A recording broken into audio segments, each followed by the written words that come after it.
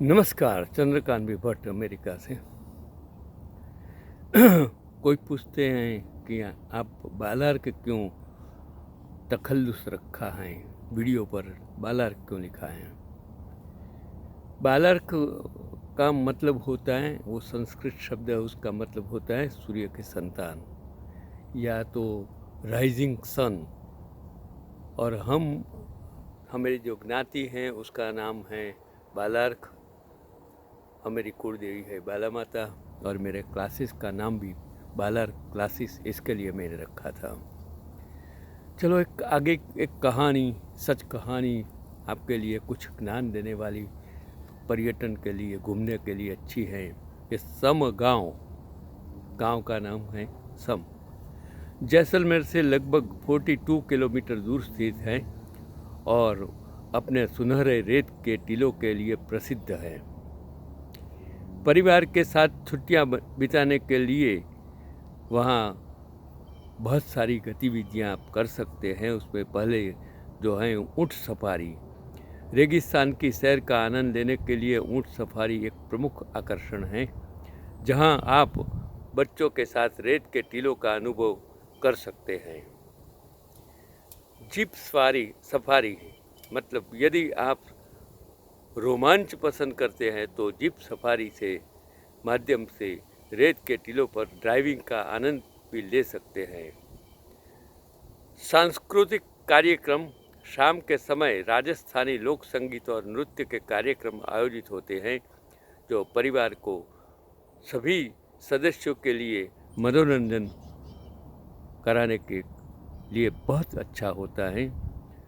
Camping, सम गांव के कई डेजर्ट कैंप उपलब्ध है, जहां आप रात में रुक सकते हैं और तारों भरे आसमान के नीचे रहने का अनुभव कर सकते हैं। आवास, सम गांव में कई डेजर्ट कैंप और रिसोर्ट्स हैं, जहां आप परिवार सहित ठहर सकते हैं। इनमें से कुछ स्थानों पर आधुनिक सुविधाएं, स्वच्छता और बच्चों के लिए विशेष व्यवस्थाएं होती हैं।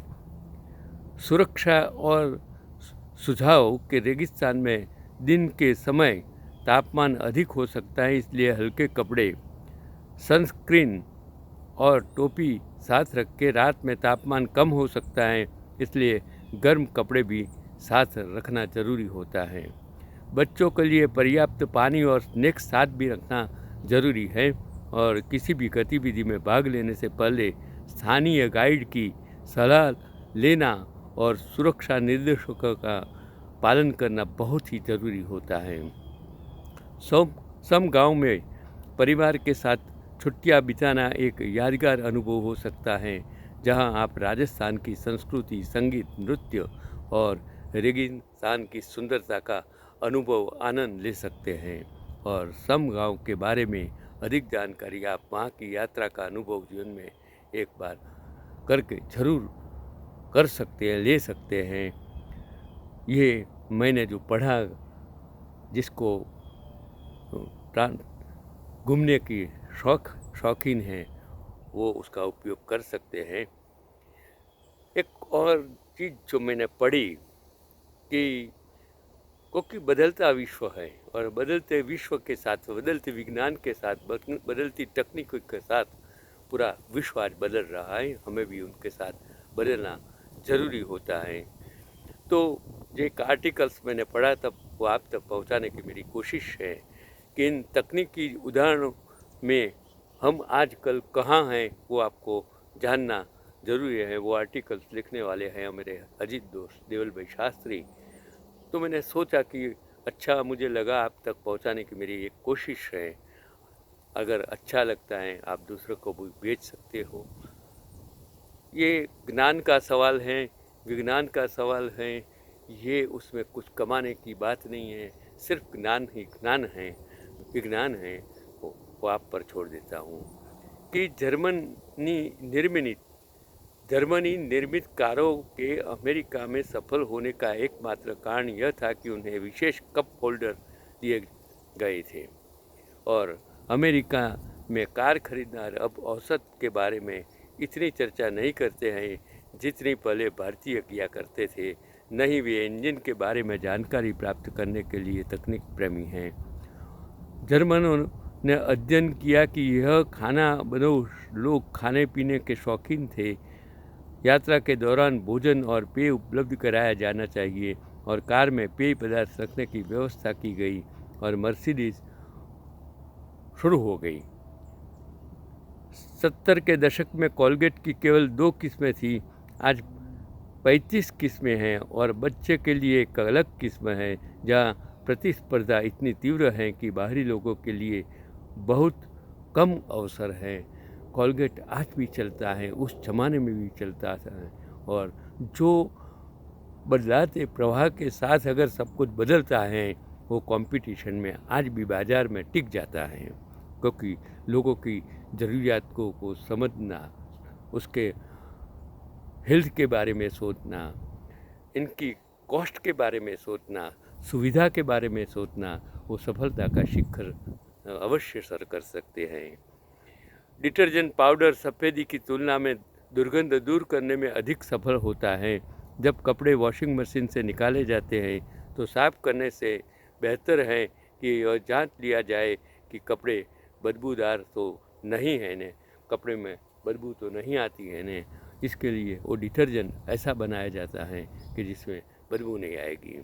एप्पल कंपनी ने आईपैड का आईट्यून्स नहीं बनाया था, सबसे पहले उसे क्रिएटिव टेक्नोलॉजी ने बनाया था और क्रिएटिव टेक्नोलॉजी ने विज्ञापन दिया कि यह 5 GB डेटा के साथ आएगा। इसके 22 महीने बाद एप्पल के आईपॉड ने विज्ञापन दिया कि वह 1000 गाने संग्रहित करेगा। डेटा की तुलना में गाने को निगलना आसान था और किसी उत्पाद के प्रचार में लोगों की ज़रूरियातों को महत्व दिया जाना चाहिए। जहाँ तक हमारी बात है कि सुरेश भाई वर्षों से वडोदरा टावर इलाके में पटेल पालियक में किराने की दुकान चला रहे हैं। कभी कभी किसी संपन्न परिवार का कोई व्यक्ति उनकी दुकान पर बड़ी संख्या में फटे हुए नोट या अन्य सामान लेकर आता है तो सुरेश भाई तुरंत उसकी वित्तीय समस्याओं के बारे में पूछते हैं। अगर वह उचित समझे तो जिंदगी भर की चीज़ें उधार में दे देंगे। इस बारे में बात करते हुए उन्होंने एक नई बात कही। जब कोई ग्राहक पूजा किया हुआ नोट यानी कंकु लगा हुआ नोट लेकर आता है तो वह रोने लगता है। इंसान कितना लाचार है कि उसे प्रसाद के बराबर नोट लाना पड़ता है। जी हाँ, हमारे छोटे दुकान वाले ग्राहक की मजबूरी को पहचान सकते हैं कि मानवता हमारे अंदर की तकनीक है। उसका कहने का मतलब है कि ये नोट क्यों लाते हैं, उसका कारण सबको समझना चाहिए। समय समय पर हमें झांकते रहना चाहिए। तो ये जो आर्टिकल्स था मैंने आप तक पहुंचाने की कोशिश की, वो लिखा हुआ देवल भाई शास्त्री का आर्टिकल्स है। आजकल मैं टेक्सटाइल में था, वो एक परिस्थिति ऐसी आ गई कि टेक्सटाइल टूटने लगा। तब मैंने सोचा कि किस फील्ड में मुझे जाना चाहिए, तब मैं एजुकेशन फील्ड में आया।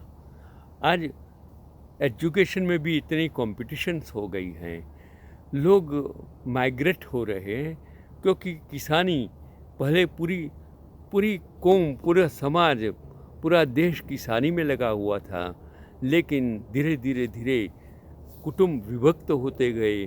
किसानी में जो ज़मीनें थी टुकड़े होने लगी और इंसानों को ज़रूरियात होने लगी कि भाई सिर्फ पशुपालन से नहीं चलेगा, सिर्फ किसानी से नहीं चलेंगे। और बाद में धीरे धीरे शिक्षण का व्याप हुआ, विज्ञान का व्याप हुआ, हॉस्पिटल्स बनी, कॉलेज बनी, स्कूल्स बनी, संस्थानें बनी, मशीनरीज आई, अलग अलग फील्ड के टेक्नोलॉजी आई। जो 30 साल पहले जो टेक्नोलॉजी नहीं थी, आज इतनी टेक्नोलॉजी आ गई है कि क्योंकि ईमेल नहीं था, जीमेल नहीं था, गूगल नहीं था, व्हाट्सएप नहीं था, फेसबुक नहीं था, टीवी नहीं था, मोबाइल नहीं था, कुछ भी नहीं था।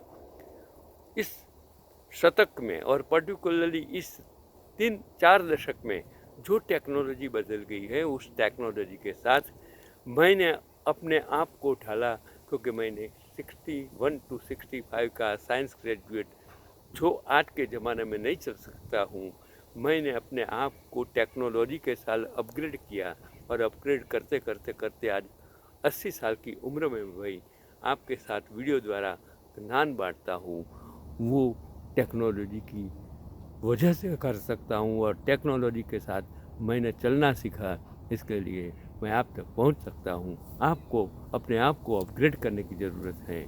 उसमें अगर आप अपग्रेड नहीं करते जाएंगे तो आपका जीना आपका मुश्किल हो जाएगा।